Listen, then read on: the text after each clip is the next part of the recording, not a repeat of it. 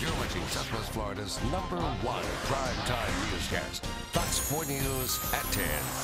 We're back for a cool start to the work week. Storm Patrol's Jim Sion is letting us in on how chilly it's going to be as we all head out tomorrow morning. Jim. Going to be probably a jacket morning for the first hour or two of the day. Now, granted, by 9:30, 10 o'clock, that jacket will be in the back. Thanks, Jim. A big question right now, could a glitch on the IRS's website cause a delay in getting your tax refund?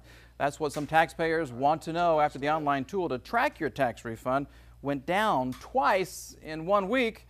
It still isn't even working. 4 in your corners, Colleen Hogan is talking to a local tax expert for an answer.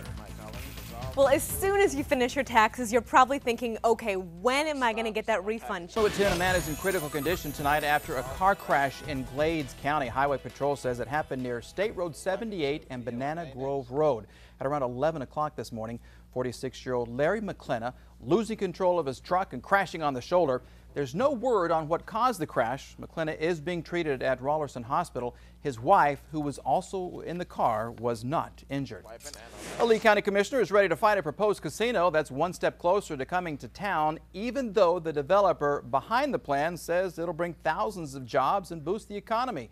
4 in your corners, John Rupolo is here with both sides of the story. This is an artist's rendering of what the Fort Myers Casino Resort will look like. It will include 3 hotels, a convention. Polo, Fox 4, in your corner. Well, Frank Mann isn't the only one against that proposal. The Seminole Casino in Immokalee says that it will take a big hit if another casino comes to our area, which could mean job losses for Collier County. Also in the news this evening, we want to know what you think about bringing that casino to Fort Myers. Voice your view at fox4now.com. When you click on the Viewer's Voice tab, if you want to, you can also give us a call. The number's right there on the screen, 239-206-FOX4. Well, a teacher's choice of words has many of you talking. Last night we told you how the teacher was suspended for using the N-word during a class discussion on how the use of that word has changed in American culture. The school's principal says use of that word violates school policy. So we've been asking you if you think the teacher should have been punished. The reactions we're getting are very mixed. The teacher should have cleared that with the administration before he engaged with the student. No, a teacher should not be penalized for using the N-word in a class discussion, especially talking about how the word has changed. To take this teacher's pay away and everything is ridiculous. Absolutely ridiculous.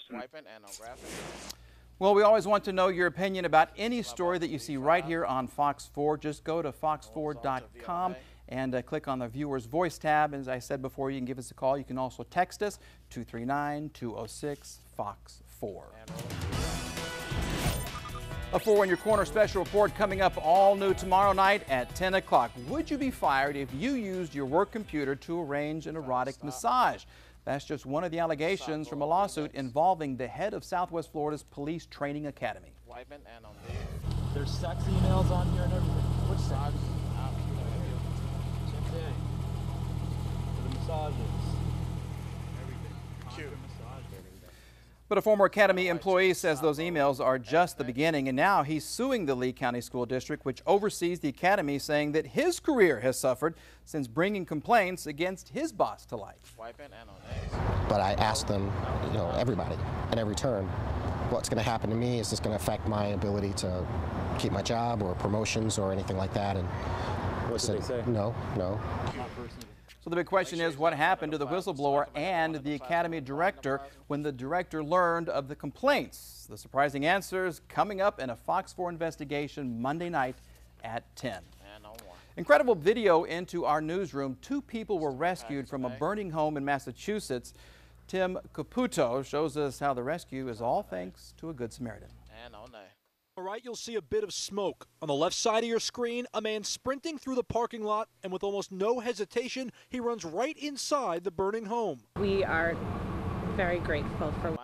And fire officials tell us that they believe that fire started on the front porch. The cause is currently under investigation. Well, here's an extreme case of cabin fever. A man in Sweden is lucky to be alive after snow reportedly traps him in his car for 2 months. Police say that the 40-something-year-old man was barely alive when authorities pulled him from the car Saturday. He told officers he had driven off of the main road the week before Christmas and got stranded. That man apparently survived by eating ice that he chipped from the car. He's now in an intensive care unit at a local hospital.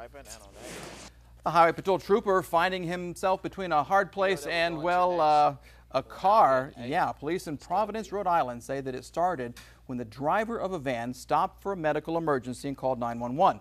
A state trooper went to respond, and that's when a pickup truck hit the police vehicle from behind, and the cruiser ended up underneath the van. Everyone involved was taken to the hospital, and everyone should fully recover. A beef burglar in Orlando is caught on camera. Surveillance video shows the man jump through a hole in the roof of the supermarket. He then grabs packages of meat and then tosses them back through the hole. The store manager recognized the crook as someone from the neighborhood. He got away with about $75 worth of food and caused about $500 in damages. Big block engines on display today in downtown Fort Myers. Take a look at this. Hundreds of motorheads came out to see classic cars lining Edwards Drive this afternoon. People had a chance to see all the classics, including Corvettes, Camaros, Mustangs, Jaguars, and so many others. Almost said that like I was from England. Well, with so much horsepower to choose from, showgoers say that their favorite is a difficult choice to make. The cars are something like kids. Do you have a favorite one? You love them all. Love them all. Just love any old car. This car showed last year, and I said, I want to bring it down here. He also on display this customized motorcycle used in the movie Crooked Arrows. The movie is about a story of a Native American lacrosse team that fights an uphill battle to a state championship. The owner of the bike lives right here in Cape Coral. He says it will be a thrill to see his machine on the big screen when that film is released later this year. Tearing down walls and taking down opponents at 10:43, what this female wrestler is doing that has never ever been done before. They asked you a million times, are you sure you want to do this? Are you sure? But I had no doubt in my mind that I was going to do it. And at 10:44, find out what this woman was dead set on doing to save the life of her grandmother. First, though, some Southwest Florida's most talented women putting their best foot forward. We're telling you who is the new Miss Southwest Florida coming up next. Looked like it was going to rain pretty much all afternoon, turning into a very nice evening with our temperatures close to 70 degrees. But big changes are going to be happening overnight. I'll tell you what those changes are.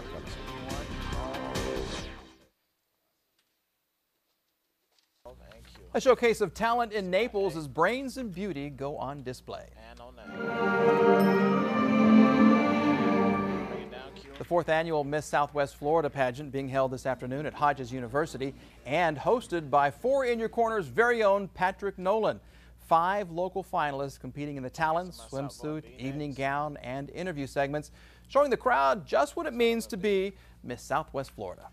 There are a lot of talented students and young ladies here, and it's just hard to pick, but we do our best.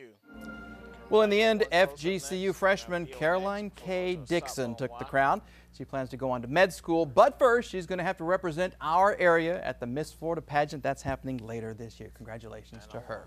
Hey, now to a 15-year-old girl who is making history in Indiana as a wrestler. Yeah, Kayla Miracle is a sophomore and is the first female to ever wrestle in the state finals.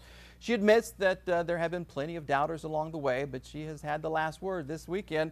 Kayla says she's completely committed to the sport. She even cut her hair to make sure that she made weight. You know, you got to do what you got to do. It's my dream to be in the Olympics. And if this was the Olympics right now, I would definitely cut my hair. I would go bald if this was the Olympics, if I had to. Well, that's exactly what Kayla is hoping to do. She is busy preparing for the 2016 Olympics. Good luck to her. A woman is getting a second chance at life thanks to a very special gift. She suffers from diabetes and was in need of a crucial kidney transplant. And as Fox's Bob Bernard shows us, her salvation came from a very familiar face. It's just the biggest blessing one could have. Doris Edwards is resting comfortably at a yard again. Now, we are told that Doris is back home right now. She is expected to be fully recovered by the end of the month. Now, your Storm Patrol weather forecast with Jim Zion. Here's a great weather picture that 4 in your corner, following some breaking news on the West Coast right now. We do have a live scene from where a small plane and a helicopter collided. It happened in the San Francisco Bay Area. Right now, it's not yet clear if anyone was injured, but the FAA says that helicopter went down about 8 miles south of the airport, and the plane was attempting to land at Byron Airport, which is about 20 miles or so further south. Once again, no word on any injuries. This is some video from KGO there in San Francisco. We, of course, will continue to follow this story. And on a much lighter note, the episode of The Simpsons shown earlier tonight on Fox 4 marks the 500th episode. But you might not know the story behind one of its well-known characters. Jim Allen is Portland's legendary TV clown, but he's also the inspiration behind Krusty the Clown. Jim began clowning around when he was about 9 years old, then took his show to the small screen in Portland, where it ran for 16 years on television. He met The Simpsons creator more than 20 years ago. The rest is history. I didn't know in those early days that Krusty was an ornery little character to keep them laughing. People need comedy and laughing more today than ever.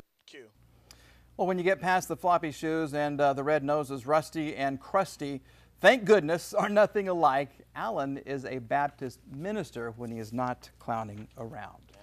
Universal Orlando's Blue Man Group is taking its brand of entertainment to a whole new level. Starting this Friday, the show is going to add new features, including the Blue Men interacting with gigantic iPads. You may have seen that coming. There's also going to be a new finale featuring an original Blue Man Group musical number. For details on ticket information, we have a link on the Big Red 4 on our website, fox4now.com. This is a celebration of swine. You've got to see the culinary delights being offered up at what's called Bacon Fest.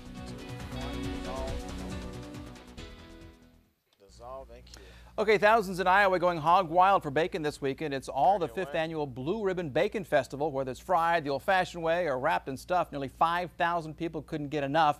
Here, bacon isn't just for breakfast. It's on the menu for lunch and dinner, even dessert. One of the biggest hits, they say, bacon cupcakes and bacon brownies. Which I'm sure many people are planning to have for their breakfast tomorrow morning when they get up first thing with that 56-degree reading. It is going to be chilly tomorrow morning, chilly again Tuesday, but back up near 80 by Tuesday afternoon. All right, that's going to do it for now. Have a great Sunday night. We'll see everybody on Monday. Bye.